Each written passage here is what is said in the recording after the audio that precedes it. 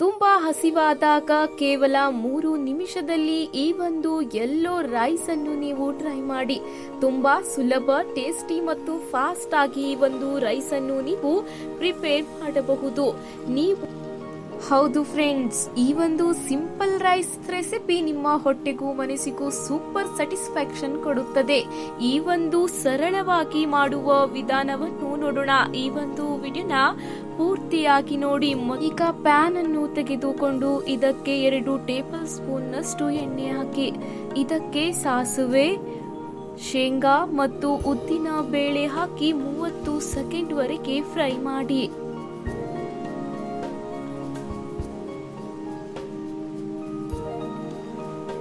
ಈ ರೀತಿ ಚೆನ್ನಾಗಿ ಫ್ರೈ ಆದ ತಕ್ಷಣವೇ ಇದಕ್ಕೆ ನೀವು ಸ್ವಲ್ಪ ಕರಿಬೇವು, ನಂತರ ಹಸಿ ಮೆಣಸಿನಕಾಯಿಯನ್ನು ಹಾಕಬೇಕಾಗುತ್ತದೆ. ಹೌದು, 2 ರಿಂದ 3 ಹಸಿ ಮೆಣಸಿನಕಾಯಿಯನ್ನು ಚೆನ್ನಾಗಿ ಕಟ್ ಮಾಡಿಕೊಂಡು ನೀವು ಇದರಲ್ಲಿ ಹಾಕಿ. ಇದನ್ನು ಕೂಡ 1 ನಿಮಿಷದವರೆಗೆ ಚೆನ್ನಾಗಿ ಫ್ರೈ ಮಾಡಿ.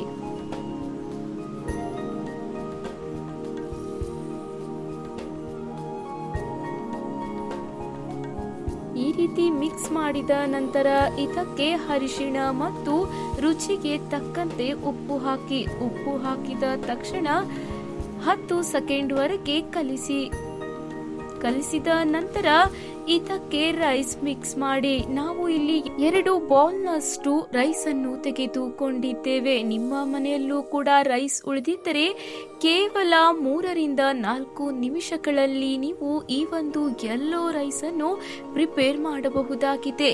ಇದು ಚಿಕ್ಕ ಮಕ್ಕಳಿಂದ ದೊಡ್ಡವರಿಗೆ ಎಲ್ಲರಿಗೂ ಇಷ್ಟವಾಗುವ ರೆಸಿಪಿ ಆಗಿದೆ. ಹೌದು, ಈ ರೀತಿ ನೀವು ಯೆಲ್ಲೋ ರೈಸ್ ಟ್ರೈ ಮಾಡಿ, ಸಖತ್ ಟೇಸ್ಟ್ ನೀಡುತ್ತದೆ.